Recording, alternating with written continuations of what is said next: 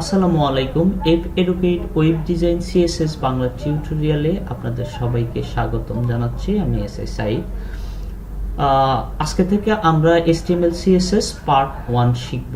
আপনারা যদি এর আগের দুইটা ভিডিও দেখে না থাকেন তাহলে আমাদের প্লেলিস্ট থেকে প্রথম দুইটা ভিডিও দেখে HTML CSS এর ধারণা আরেকটু ক্লিয়ার করে ফেলতে পারেন। আজকে থেকে আমরা প্র্যাকটিক্যাল কোডিং করে HTML এবং CSS শিখব। আজকে হচ্ছে আমাদের HTML CSS পার্ট 1। তাহলে HTML CSS শেখার জন্য প্রথমে আমরা কি করব, আমি প্রথম হচ্ছে একটা ফোল্ডার নিয়ে নিই। আমার ডেস্কটপে একটা নিউ ফোল্ডার নিয়ে নিব। ওকে, আমি একটা ফোল্ডার নিলাম, ফোল্ডারের নাম দিলাম যে কোড। তাহলে আমরা এই ফোল্ডারটার ভিতর, এই যে আমাদের এই ফোল্ডারটার ভিতর আমরা আমাদের কোড ফাইলগুলো রেখে রেখে প্র্যাকটিস করব। তো আমি প্রথমে আপনাদেরকে দেখানোর চেষ্টা করি কিভাবে করতেছি আমি। তাহলে ওই ফোল্ডারের ভিতর আমি একটা নিউ টেক্সট ডকুমেন্ট নিয়ে নেব। আপনারা কম্পিউটার রাইট বাটন ক্লিক করে নিউ টেক্সট ডকুমেন্ট, এখানে আমি দিলাম কোড। আচ্ছা, কোড 1 না, এখানে আমি দিলাম যে ইন্ডেক্স লিখলাম। এখানে .txt আছে। আমরা এক্সটেনশন সম্পর্কে আলোচনা করছিলাম। আমরা এখানে এক্সটেনশন লিখব .html লিখে আমি বাহিরে ক্লিক করলাম।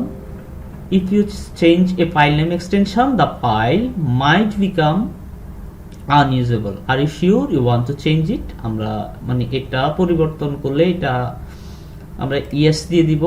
ওকে, দেখেন আমাদের এখানে ব্রাউজারের একটা আইকন চলে আসছে। আমার এখানে ক্রোম ব্রাউজার দেখাচ্ছে। আপনার ডিফল্ট ব্রাউজার যদি যেটা থাকবে ওইটাই দেখাবে, এখানে কোনো সমস্যা নাই। আমরা এখন এই ক্রোম ব্রাউজারটা একটু ওপেন করি। ওপেন করলে আমাদের এখন দেখেন এখানে কোনো কিছু লেখা নাই, এইখানে একটা ইউজার পাথ দেয়া আছে। তো আমরা এইসব বিষয়গুলা সম্পূর্ণ করে দেখাবো, অসুবিধা নাই। জাস্ট হচ্ছে আপনি মনোযোগ দিয়ে যদি আমাদের সাথে প্র্যাকটিস করেন তাহলে খুব ভালোভাবে আশা করি আপনি শিখে যেতে পারবেন। এবং হচ্ছে আপনার যদি এই কোড ফাইলটার দরকার হয় তাও আমাকে কমেন্ট করবেন। কমেন্ট করলে আমি কোড ফাইলটা আপনাকে দিয়ে দিব, কোনো অসুবিধা নাই। তাহলে ভিডিওর নিচে কমেন্ট করলেই আমি এটার কোড ফাইলগুলো, আপনাদের যে কোড ফাইল দরকার ওইগুলা চাইলে আমি আপনাকে দিয়ে দিব। তাহলে চলেন, এখানে আমরা এখন দেখতে পাচ্ছি এখানে পুরো একটা ব্ল্যাঙ্ক পেজ, এখানে index.html দেখাচ্ছে। তো চলেন আমরা এবার এইটাকে কিভাবে আমরা কোডিং করব আমি দেখানো স্টার্ট করি। রাইট বাটন ক্লিক করলাম, edit with notepad plus plus, just হচ্ছে এখানে আপনি একটা ক্লিক করে দেন। হ্যাঁ, এখন প্রথমে আমাকে যে কাজটা করতে হবে, প্রথম কাজটা হচ্ছে আমরা কোডটা শুরু করব। এই যে সাইনটা দিবেন, লেস দেন গ্রেটার দিয়ে শুরু করবেন। প্রথম হচ্ছে আমরা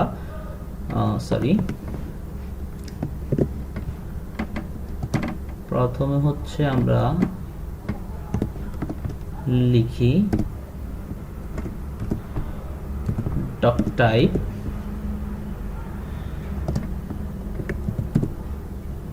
HTML লিখলাম। আমরা ডক টাইপ HTML-টা কেন লিখলাম? ডক টাইপ HTML হচ্ছে HTML5 এর জন্য আমরা ডক টাইপ HTML-টা লিখলাম। এগুলো আমরা আরো বিস্তারিত পরবর্তীতে জানবো। জাস্ট এই মুহূর্তে আপনারা জাস্ট জেনে রাখেন HTML5 এর জন্য আপনি ডক টাইপ HTML লিখলেন। তো চলেন এবার হচ্ছে আমরা কোডিং করা স্টার্ট করি। কোডিং এর একদম প্রথমে আমাদেরকে যে কাজটা করতে হবে, প্রথম হচ্ছে আমি লিখতেছি, আপনারা দেখেন। প্রথম হচ্ছে HTML দিয়ে আমাদেরকে শুরু করতে হবে। HTML দিয়ে শুরু, এরপর হচ্ছে আমরা HTML দিয়ে শেষ করব। HTML দিয়ে কিভাবে শেষ করব?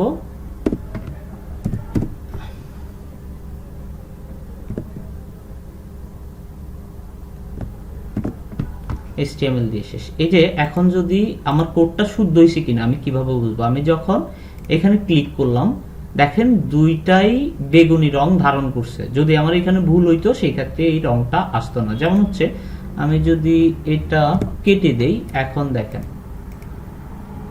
বিগিনিং ট্যাগ আছে, এন্ডিং ট্যাগ নাই। বিগিনিং মানে এই যে একটা হচ্ছে শুরুর ট্যাগ, HTML ট্যাগ, একটা শুরু থাকবে, অপরটা শেষ থাকবে। আমি যদি স্ল্যাশটা এখানে দিই তাহলে দেখেন একটা ধরতেছে, একটা ধরতেছে না, তার মানে এটা হয়নি। তার মানে আমরা কিভাবে বুঝবো আমাদের ট্যাগ শুদ্ধ হয়েছে কিনা? এই যে দেখেন আমাদের দুইটাই বেগুনি কালার ধারণ করবে। ওকে, তাহলে আমরা প্রথমে লিখলাম ডক টাইপ HTML, তারপরে কি লিখলাম? HTML দিয়ে শুরু, HTML দিয়ে শেষ। ওকে, আমি আপনাদেরকে যদি এবার একটু বোঝানোর চেষ্টা করি, আমরা ওয়েব স্ট্রাকচারের জন্য হচ্ছে একটা মানব কঙ্কাল দেখাইছিলাম, মানুষ দেখাইছিলাম। এখন আপনি একটা জিনিস চিন্তা করেন তো, একজন মানুষ শুরু হয় কি দিয়ে? একজন মানুষের কে আপনি চিনবেন হচ্ছে তার মাথা দিয়ে, তার মানে হচ্ছে হেড ট্যাগ। ওকে, তাহলে আমরা প্রথমে হচ্ছে লিখি যে হেড দিয়ে শুরু, আমরা প্রথমে হেড দিয়ে শুরু করব, এরপর হচ্ছে আমরা হেড দিয়ে শেষ করব। হেড দিয়ে শুরু, হেড দিয়ে শেষ। HTML দিয়ে শুরু, HTML দিয়ে শেষ, হেড দিয়ে শুরু, হেড দিয়ে শেষ। এখন হেডের ভিতর আপনার আসলে টাইটেলটা আপনি দেখতে পারবেন। হেডের ভিতরে হচ্ছে আপনার টাইটেলটা থাকবে। স্টার্টিং, তাহলে হচ্ছে আমি লিখি টাইটেল দিয়ে শুরু, তারপর হচ্ছে আমি লিখি টাইটেল দিয়ে হচ্ছে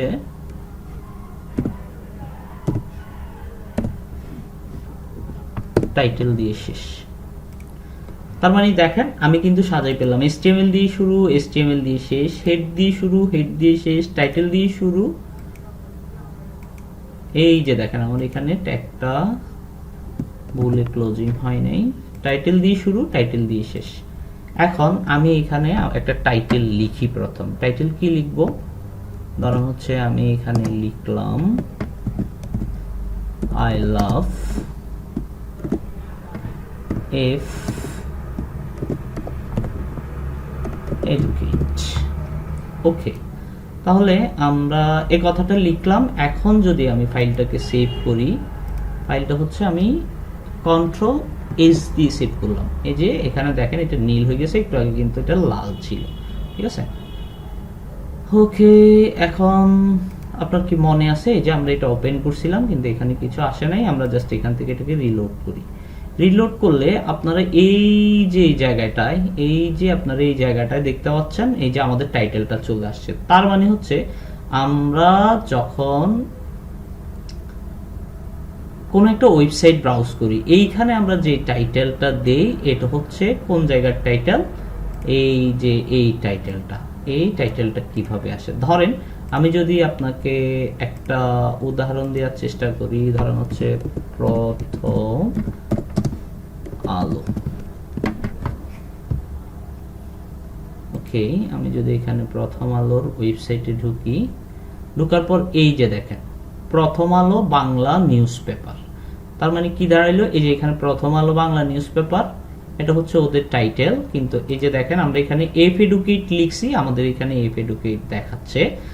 তার মানে আমি যদি এখানে আই লাভ এফ এডুকেট এর জায়গায় আরো যেটাই লিখবো, এই যে এখানে আমি যাই লিখবো, এই জায়গাটায় আমি যাই লিখবো এটা প্রদর্শন করবে যে আমার এই জায়গাটায় যেমন হচ্ছে আমরা দেখতে পাচ্ছি প্রথম আলো। ওকে, আমাদের হেড সম্পর্কে ধারণা আশা করি হয়েছে। তবে ধারণা হইলেই খালি হবে না, আমি আপনাদেরকে রিকোয়েস্ট করব আপনারা আমাদের সাথে আমার এই ভিডিওটা দেখে দেখে প্র্যাকটিস করেন প্রপারলি। যদি প্রত্যেকটা স্টেপ আমার সাথে প্র্যাকটিস করতে পারেন, আশা করি আপনার খুব ভালো শিখা হয়ে যাবে ইনশাল্লাহ। তো চলেন, একজন মানুষের তাহলে বডি কি দিয়ে শুরু হবে? মানে একজন মানুষ শুরু হবে যে তাহলে হেড দিয়ে। তাহলে আমরা হেডের ভিতর যে চেহারাটা ওটা চিনলাম। হেডের ভিতরে অবশ্যই চেহারা থাকে, মাথার ভিতর চেহারা থাকে, কখনো বডির ভিতর চেহারা ঢুকে না। তাহলে এবার মাথার পর কি আসে? বডি। তার মানে হচ্ছে আমাদের ট্যাগের এই পার্টটা হচ্ছে আমাদের ট্যাগের এই পার্টটা হচ্ছে যে বডি পার্ট, রাইট? ওকে, বডি দিয়ে শুরু, এখন আপনি যদি এখানে দেওয়ার চেষ্টা করেন,